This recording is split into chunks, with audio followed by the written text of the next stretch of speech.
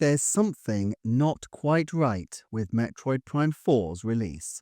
There is strong circumstantial evidence as well as considerable anecdotes and rumours pointing to some kind of internal delay of the game within the holiday window but outside of its original intended date. In this video, therefore, I want to look at the evidence that we have and try to draw some conclusions for what might have changed over the past year, and then look at the implications of that on the rest of Nintendo's lineup and indeed for retro studios.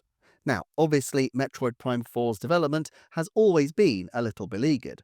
In June 2017, Nintendo won E3 by flashing two words and a number on screen.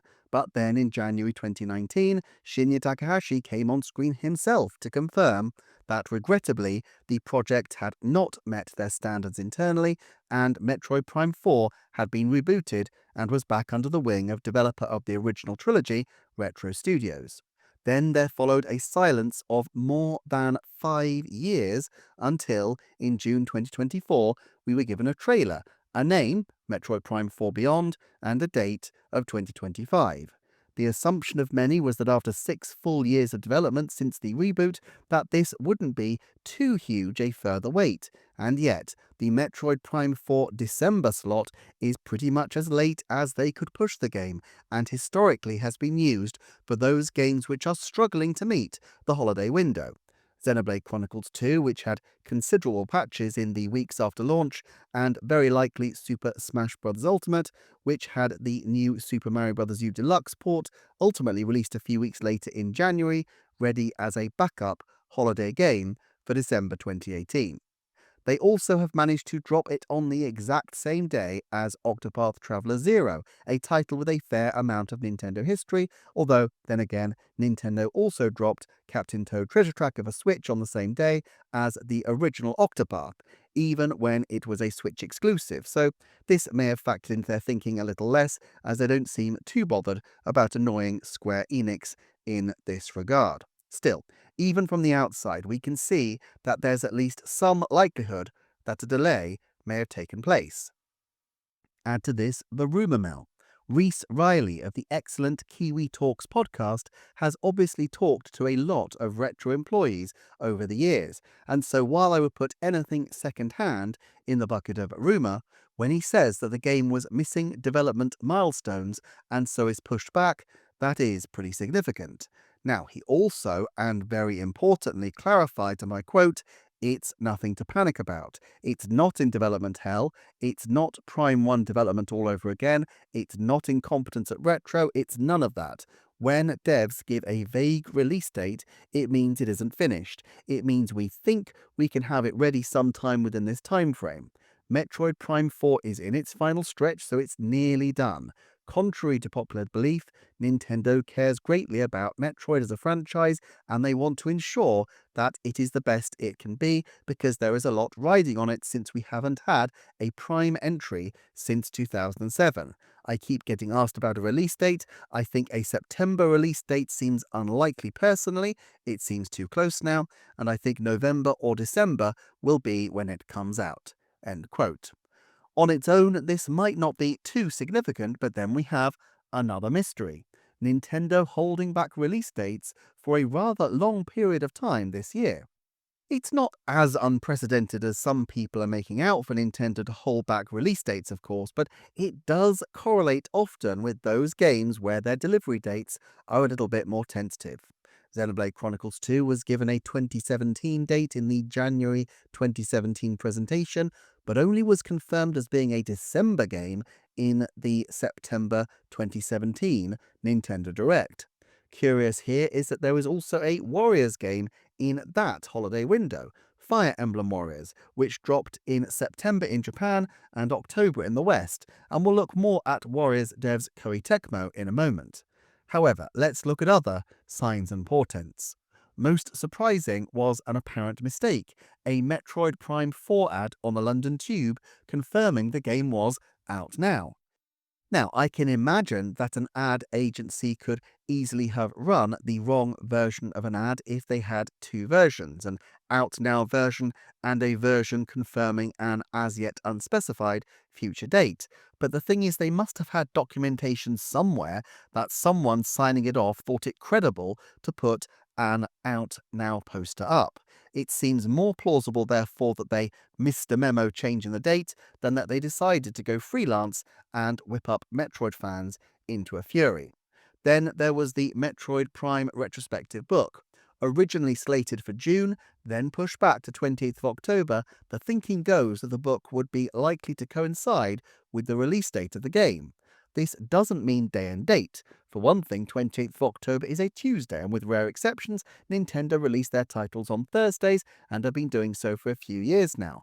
But rather, the art book seems likely to indicate the beginning of a hype cycle for the eventual release of the game, perhaps a window of 6 or 7 weeks during which anticipation for the game would build and build. This might not be how art books in similar times would work in all circumstances, of course. The Tears of the Kingdom art book followed a year later after the game's release, but Zelda has evergreen appeal. Even Metroid's die-hard fans could be forgiven for missing news about the franchise, so infrequent are its tours of duty, so it makes much more sense to try and concentrate Metroid releases into a shorter period of time, with the climax being the release of the new game. Particular thanks here to Unclaimed Baggage on Patreon, who has kept track of the various updates and who explains the history of its dates as follows. I pre-ordered the Prime 1 to 3 visual retrospective art book back in February, and it had an original release date of July the 31st. It has been moved several times, once to July the 19th, then to June the 24th, then it completely scuttled any estimate provided, then in late June it firmed up to an October 28 release date, roughly 1 month before the official release date. End quote. Now, there's an awful lot to unpack here, but for now, let's just keep notching up the evidence first, because we also have to look at the dates of the amiibo. Silex is releasing alongside the Metroid Prime 4 game itself in December, but both Samus amiibo are launching on a different date, specifically the 6th of November, a date better known now as the release date of Koei Tecmo's latest Warriors magnum opus, Age of Imprisonment. The Mario Galaxy amiibo are day and date with the Super Mario Galaxy movie. The Kirby Air Riders amiibo are day and date with Kirby Air Riders. Why then are the Metroid amiibo being split? And what is this so-called journey to release which is used in the advertising campaign? There are a lot of questions, so let's work systematically to see if we can plausibly infer some answers. First of all, there is enough circumstantial evidence to believe in the reports of multiple internal delays. This isn't a crisis situation. Games are delayed all the time, even when theoretically fairly close to release. Fire Emblem Three Houses was announced for 2018, dated to spring 2019, and finally released in July of 2019. Splatoon 3 and Animal Crossing New Horizons were both pushed back as well. Nintendo is very committed to long-term quality, and arguably there are few franchises where this is more critical than Metroid Prime, a bubble franchise receiving its most high-profile launch probably ever. This would certainly explain Nintendo's reluctance to date Age of Calamity during the August Partner Showcase, specifically because Age of Calamity would have been a good game to move if they needed to move one. Now, this theory isn't airtight, I must admit. I said right from April that I thought November had a good chance because Koei Tecmo would want to hit the pre-Thanksgiving sales window. Both 2017's Fire Emblem Warriors and 2020's Age of Calamity were in this window as well. Also, although the Warriors titles are relatively niche, Age of Calamity had sold over 4 million copies by 2022, making it not just the biggest Warriors game, but substantially larger than Metroid Prime 4 is likely to be. If you want to put your bigger sellers into the pre-holiday slot, Hyrule Warriors is a more obvious choice. That said, Nintendo isn't afraid to put off some niche stuff alongside its bigger titles. The World Ends With You, Bayonetta 3, and indeed Metroid Dread all hit prior to Thanksgiving, and Metroid Prime 4 is a first-party title with features that elegantly show off the unique features of Switch 2. However, I think it very striking that Nintendo vacated September entirely this year, apart of course from the Donkey Kong Bonanza DLC. For one thing, they had two titles drop in August, which is almost unheard of. August is a time when a lot of Japanese employees take holidays, and so while many years do have a game in the last week of the month, the bulk of the month is almost always a no man's land for games, unless they're smaller digital drops like Kirby's Dream Buffet and now Dragon Drive. I believe the last physical release from Nintendo in the middle of August was Metroid Prime Federation Force, and while that game's seemingly appalling sales can't wholly be put down to its date of release, it probably didn't help. It also means that for the second consecutive quarter, Nintendo didn't deliver a single game for the original Switch. Since Xenoblade Chronicles X Definitive Edition in March, every game has been a Switch 2 title, although this holiday season will make up for it in spades with Super Mario Galaxy 1 Plus 2, Pokemon Legends ZA, and Metroid Prime 4. Now, however you sliced it, you would have ended up with a lot of Switch games in the same broad period, but it does feel possible to me that this gap came about as a result of internal schedule changing, with an original plan for Metroid Prime 4 to be a rather earlier game. Nintendo do like to have a major title out at the end of July, and that would include for the Switch as well as the Switch 2 in an ideal world, I would think. Now, it's plausible that Metroid Prime 4 could have been originally scheduled for July as the second game out of the gate, with Donkey Kong Bonanza therefore being brought forward into the vacant slot. This would explain reports at the Switch 2 public demo sessions that some people felt that Donkey Kong Bonanza still needed a bit of polish. On the other hand, September would have made a logical spot for the title based on precedent. Metroid Samus Returns hit this slot in 2017, and Metroid Dread was only the first week in October. Precedent isn't everything, but there are some patterns that Nintendo seem to like as a rule. Plus, Metroid Prime 4 feels like the kind of game you want to have a big build-up to. Donkey Kong Bonanza had 6 weeks from the launch of Switch 2, and Metroid Prime 4 in September would have had a couple of months to focus attention on it. This might have been greatly to the benefit of a niche franchise trying to claim attention. However, once we consider Unclaimed Baggage's observations about the date of the art book, we can start to see how different configurations of the original Switch 2 schedule could have played out. The initial date of the 31st of July seems likely to be a placeholder date. My understanding is that logistics and e-commerce platforms, if they have a month of delivery but not a precise date, will often default to the last day of the month as a placeholder, so therefore 31st of July may be simply representing the fact that it was expected to come in or around July.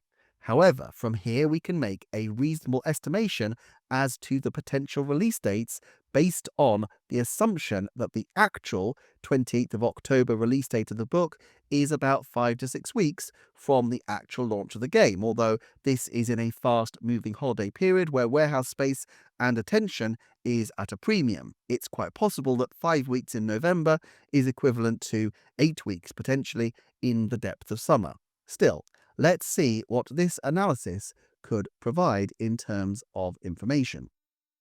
19th of July is 2 days after the release of Donkey Kong Bonanza, so when the book was dated to this specific date, it makes a lot of sense. If you were going to start a hype cycle, this would be the ideal time to do it, with the previous game just having released. If Nintendo followed the same pattern, the anticipated release date would be the 28th of August. Now, this is a pretty interesting release date to choose. As I mentioned before, Nintendo don't tend to publish anything physical through the beginning or middle of August, but the only release date in the month that they do have a history with is the last week in August, and they have a history of specific kinds of games being placed here. Astral Chain and Emio the Smiling Man are both games which skew older and more niche, while Mario plus Rabbids Kingdom Battle was a prestige Mario game, but from a third party, and was also quite off-kilter for what the company normally does with their mascot character. They don't always use the late August slot, unless the holiday window is so packed that they can't pack games into this window. This year, Kirby and the Forgotten Lands Nintendo Switch 2 edition dropped on the 28th of August. My guess is that this would have been a really excellent slot for Metroid Prime 4, with the Kirby DLC being able to drop perhaps the following week in the tradition of Jamboree TV, following the week after Donkey Kong Bonanza during July. However, then the date moved to the 24th of June. A 5 and a bit week period after this would suggest a release by the end of July. Now, Nintendo doesn't tend to use the last week in July for releases. Given the intense Japanese work culture, August is frequently reserved as the time when people can all get some time off, and I guess therefore releasing a game too late into July poses more logistical challenges if they need to intervene and make sure that deliveries are going smoothly in the first couple of weeks on sale. However, there are two examples of this happening. One is Xenoblade Chronicles 3, which of course swapped dates with Splatoon 3, which cut short the time Monolith Soft had to make final preparations for launch. And the other is Fire Emblem Three Houses, which of course had already experienced multiple delays, being announced for 2018, then spring 2019, before being finally placed in July. It's plausible to imagine that they use the last week in July as their absolute final buffer date for the pre-summer window. If not, the next release date would be the end of August in terms of a retail title. But what's curious is that there is another game in the July slot, and a game that was given a date all the way back in the April Direct, Donkey Kong Bonanza. One possibility, therefore, is that Donkey Kong Bonanza could have been brought forward and was originally a September game until Metroid Prime 4 struggled and so a swap was made. Another interpretation could be that there was a time when they felt that they could have a 1-2-3 punch of huge games before the end of the summer period, with Mario Kart World on the 5th of June, Donkey Kong Bonanza 4 weeks later on the 3rd of July, and Metroid Prime 4 4 weeks after that on the 31st of July. This is a very aggressive schedule, but certainly would make sense in several ways. 3 very different showcase titles in the launch window, including 2 from lesser-known franchises, would be pretty eye-opening for consumers new particularly to Donkey Kong and Metroid. This would have permitted them to push Dragon Drive and Kirby and the Forgotten Lands Starcross Road add-on back marginally to fill the gap in August and September before making their big holiday season push, starting with the September Direct. Of course, it still wouldn't explain why an Out Now ad for Metroid Prime 4 was out in the 18th of June. The only real explanation here is that the title was intended as a parallel launch game. There's some logic to doing this. Mario Kart World has broad appeal but is ultra-casual, whereas Metroid Prime 4 has a much more focused appeal but is really targeting core fans. Still, it seems like it could have split their messaging a bit, and while Nintendo has released multiple titles at a console launch before, having 2 titles that would attract quite a bit of attention and which are significant franchises for Nintendo seems designed to create clashes. On Switch, Breath of the Wild was flanked by 1-2-Switch and Snipperclips, which were hardly likely to steal the same kind of attention from the flagship title as Metroid Prime 4 would have done. If this were ever the case, though, it seems that this book release date was scratched, and in early June a new date of the 28th of October was given. This date was confirmed in early June, but if there was ever a world where Metroid Prime 4 could have been a July game, this plan was surely dead in the water by the April Direct, where Donkey Kong Bonanza's mid-July release was confirmed. If they'd wanted to hedge their bets, they could have confirmed it to July and waited for the specific Direct to give it a precise date, but they didn't. They announced it in July, right at the beginning. They literally dropped a rock on Donkey Kong to prove this point, although note here that this moment is presented as a little coda to the main trailer. It feels like if they were still having doubts right up to the April Direct, they could easily have excised or just changed the date on this trailer without any major impact on the rest of the Direct, and perhaps that was the point of structuring it in this way. I would guess, therefore, that the reason the delay was only announced in June is not that this is the time that the delay happened, but simply that this was the time that they had confirmed their new schedule. 20th of October for the book, with a 5 or 6 week hype cycle, does point neatly to the fact that the 4th of December has been Nintendo's central plan for many months now. However, this still raises some interesting questions, specifically around the Hyrule Warriors date. Was there ever a world where Metroid Prime 4 might have been moved again, perhaps coming out before Thanksgiving? Now, I've argued before that the 30th of October feels like it could have been a logical Metroid Prime 4 date, consistent with the way that Bayonetta 3 and Luigi's Mansion 3 were both given the week of Halloween as a release slot. Equally, the 6th of November is also a date that works for them, but of course is getting a bit closer to the 14th of November release of Call of Duty, which could be perceived to have a bit of an audience overlap.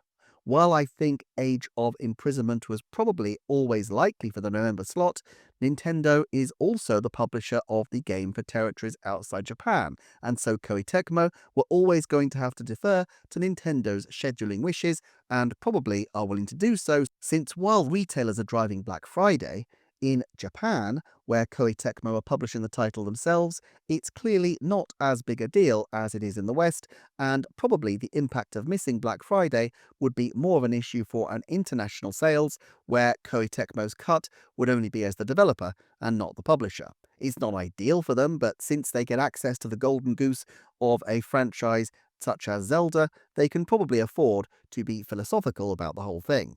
Negotiating this would explain why even in August the date wasn't finalized. However, I suspect the key issue was also about trying to figure out whether or not to get Metroid Prime 4 into October so that it would be eligible for the 2025 Game Awards.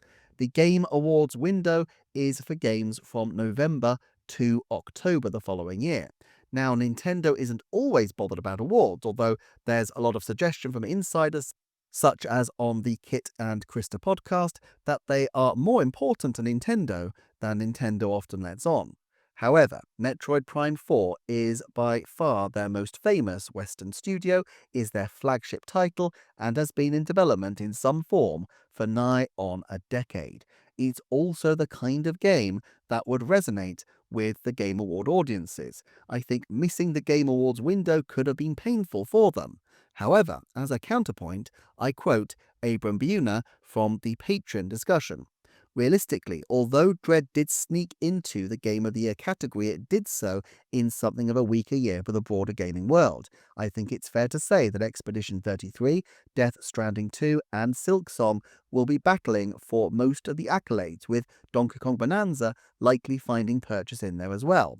With Sucker Punch's Ghost of Yotai sure to grab another slot, and the likes of Split Fiction and Kingdom Come Deliverance 2, among others, vying for the remaining slots, I think Prime 4's chances of making it into the most prestigious category are a coin toss, particularly given the weaker reception in sales and, anecdotally, personal resonance that Prime Remastered had among new prospective fans. I know a good half dozen people who played Prime 1 for the first time there and did not like it. I think there's a strong chance Prime 4, in a very competitive year, would have been set up for embarrassing snubs or a slew of lost nominations had it been eligible, even if it is, as I truly hope and think it will be, fantastic. Soundtrack to Death Stranding 2, art direction to Expedition, action adventure to Silksong, or even to Donkey Kong Bonanza. There might be a benefit to releasing a flashy accolades trailer at the Game Awards this year and capturing the attention of the massive audience that way, rather than by competing in the show. The Game Awards has such a wide reach that it's possibly still a strong marketing beat for Prime 4. End quote. Now, I think this is a very convincing argument and would explain certainly the internal discussions Nintendo might have been having about whether to schedule the game for October or push it back, potentially into December. If the above speculation is correct, that the decision to put the game in December was taken in June, then by this point Nintendo would have been able to have a very good read of the likely Game Award contenders. This isn't really a judgment Nintendo are making of the potential qualities of the games at the Game Awards, or even the innate value of the Game Awards as a presentation vehicle in itself, so much as I think a marketing decision. Is it better to have a game in the thick of the competition being discussed as a potential major title, or a game that can be heavily advertised in a prestigious event in connection with Game Award type discussions? It kind of makes sense in this sense to use the Game Award as a launchpad rather than a competitive space. Now, against this is the 6th of November date of the Amiibo. This would be 6 days after the Game Awards window closes, and so they would have missed the Game Awards even if they had launched on the 6th of November. Abram Buehner also highlighted to me speculation from IGN's Logan Plant, who said, I am 99% convinced Prime 4 was planned for November the 6th, and Hyrule Warriors took its spot to give Retro another month.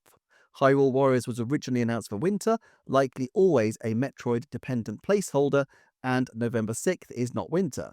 Two Metroid Amiibo are launching November the 6th. Now, this feels plausible and would also explain the staggered release dates between the Samus and Sylex figurines, since Sylex, being the less well-known character, would likely have a smaller production run and therefore be easier to move. On the other hand, these are niche, high-margin products, and so the difference of a few figures sold here and there does make a very substantial difference to Nintendo. Putting the figures out in November means that they will be sold in the lucrative Black Friday window, whereas holding them for December might compress sales. Then again, Nintendo hasn't been shy about releasing Amiibo in December before now. I also think winter for Nintendo does potentially include November. I think they interpret these seasons rather liberally, and I feel sure, though I can't currently source, examples of them using winter to include November previously exist. Certainly they've used spring to refer to a wide swathe of dates from March to the end of June. At any rate, this isn't incompatible with a world where they once wanted to make October for the Game Awards as well. The issue with Amiibo is that you have physical inventory that you need to shift, and round the holiday season, warehouse space is at a premium. However, potentially it's easier to delay the game for 1 week from a planned date of October to the 6th of November so that Nintendo can pivot from hyping Age of Imprisonment to plugging Metroid Prime 4 full on. Of course, this is also complicated by the presence of Kirby Air Riders, which has its own full set of Amiibo, and perhaps in an ideal world they might have wanted a bit more distance between the different Amiibo sets. Or perhaps they intended the Samus Amiibo for September, the Kirby ones for November, the Mario ones for April, and yet it just sort of happens that they've all ended up coming together. All things considered then, it can only ever be speculation, but my central guess is as follows. I believe that Metroid Prime 4 at one point was intended to be a very early game, possibly the second game, with Donkey Kong Bonanza releasing in September. It doesn't really matter if your second game on a new console is niche, because the install base is so small and almost by definition so fanatical that it will look like a roaring success come what may, and that's the kind of launch I think they wanted for Metroid Prime 4. This is consistent with the June and July release dates for the art book. At the end of March 2025, Nintendo would have wanted to lock down the game plan for their financial year, and at this stage I suspect the decision was taken to put Donkey Kong Bonanza in place sooner and to position Metroid Prime 4 in the late August slot. Therefore, the Direct confirmed a mid-July date for Donkey Kong Bonanza, and this plan held until June, at which point it seems that they made another pivot, probably based on the game not quite being ready. At this point, they had to decide how they were going to pivot, whether to move to October to try and make a play for the Game Awards, or to December to use the Game Awards as a vehicle for hyping up the new title. At this point, it feels plausible that Amiibo were planned for the middle of this period, keeping alive the possibility that Nintendo could run the game in October while not limiting them. After all, it still would make sense to put out Metroid Amiibo before Black Friday, so there would be no massive issue if the game were moved around during this period. A decision would also have been taken to keep the Hyrule Warriors date vague so that they had some flexibility. Perhaps as well, there was probably a rational decision that age of imprisonment was a better bet for November anyway, but that they'd start the Metroid ramp up then. I suppose one mystery is why, in August, Nintendo declined to give a date to Hyrule Warriors Age of Imprisonment, when by this point it seems like the December plan was quite firmed up. I would suspect that there are a few things at play. One thing is that we know that Nintendo can be vulnerable to analysis paralysis, and I suspect if there was a school of thought inside the company that the game would do better before Black Friday, keeping the Hyrule Warriors date vague gave them the option to continue deliberating. Also, I think they may have been conscious about revealing the date at this point, because putting a third-party tie-in into such a prestigious slot in November might have drawn attention, since at that stage no other games had been dated. Would it have been perceived as Nintendo not having their own content for the major period? Well, by waiting until after Kirby had locked in, and by announcing the Metroid Prime date concurrently, they avoided any negativity, especially from Metroid Prime's fanbase, with whom Nintendo have had a tumultuous relationship over the years. Either way, the promise of a run-up to a launch in the advertising feels like something they always wanted. While September would have provided a great lead-in without too much else to compete with over the summer months, they can still do a lot with Metroid Prime over the November-December period, and I certainly hope they do so. What we should now really turn to, though, is the implications for Retro Studios. There were rumours around the final stages of Donkey Kong Country Tropical Freeze that development was troubled there, and of course that game also slipped in its final release date, ending in February 2014 instead of meeting the 2013 holiday window. Now, that was a long time ago, and there have clearly been significant changes at the company in the interim. I think we also have to recognise that this is an occupational hazard with extremely big, ambitious games, and this is largely only apparent in the case of Metroid Prime 4 because of its unique background. In 2016, Metroid Prime Federation Force was met with such a negative reception from the fanbase and had such anemic sales, only 4,286 copies sold in its first week in Japan, that Nintendo really needed a win with the Metroid base in 2017, especially to avoid the risk of a "this isn't the game we were looking for" response to the remake of Metroid 2, as they were announcing Metroid Samus Returns at the same E3 presentation. Now, in retrospect, it might have been possible to busk it out, as Samus Returns was still quite awesome, but things were very different for the company back then. The Switch was by no means a sure thing, and they really could not afford a single thing to go wrong with an E3 showcase where they were trying to paper over the fact that they really had very little significance for most of 2018 for their brand new console. Even in retrospect, announcing Metroid Prime 4 when they did probably did them more good than harm, but of course, it's put the game in the spotlight ever since in a way that Donkey Kong Bonanza, Mario Kart World, and others simply weren't, because they weren't announced until so late on. I suspect that many of Nintendo's internal studios suffer the same kinds of internal delays, and probably just as frequently. Now, there may be an element of extra friction because of the difficulty of working between languages and the fact that there may be a cultural misalignment between a team of American AAA developers and the philosophies of the core Kyoto team. But there's no reason to imagine that this will be a particular issue in the final stages only, and it seems more likely that these are issues that come out of bug testing and optimizing, especially for a game that is clearly an absolute graphical showcase for both the Switch and Switch 2, with 120 FPS gameplay and lots of other good things that look very pretty. All of which to say, I think it would be unfair to suggest that this is something that is a problem with Retro as opposed to a problem of circumstance. Also, there is a very credible reading of this, which is that the game is actually done. Even taking the Kiwi Talk speculation as credibly sourced, people might just be reading development chaos into the chopping and changing of release dates, whereas what we're actually seeing is simple strategy. Now, I do think it's logical to assume that they wanted the game for late August or September, and missing that date is definitely a pity, but it's also plausible that for completely sound marketing reasons they decided that this game was best positioned for the week before the Game Awards. Having said all that, I think Nintendo will have learned its lesson. I suspect they will wait until much later to announce Retro's next game, unless it's an advertising tentpole, and indeed, in general, we're seeing a trend towards radically shorter reveal to release periods anyway. It's usual to announce Zelda and Mario early, although even that's in question this generation, because these marquee titles will drive sales simply by being on the horizon, while Metroid Prime and, if they return to it, Donkey Kong Country aren't titles likely to attract the same hype, although of course they will definitely want to keep another Donkey Kong title on track for its delivery window if, as seems likely, it's released to coincide with a Donkey Kong spin-off film.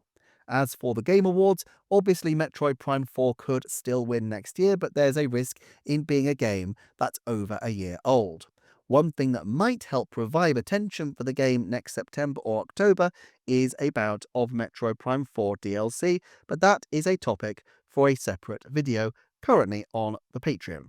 Thanks as ever for watching, huge thanks to the channel's patron supporters, and particularly Abram, Buehner and Unclaimed Baggage for their help on this video. Do check out the video on screen, and I shall see you next time for another Nintendo Forecast.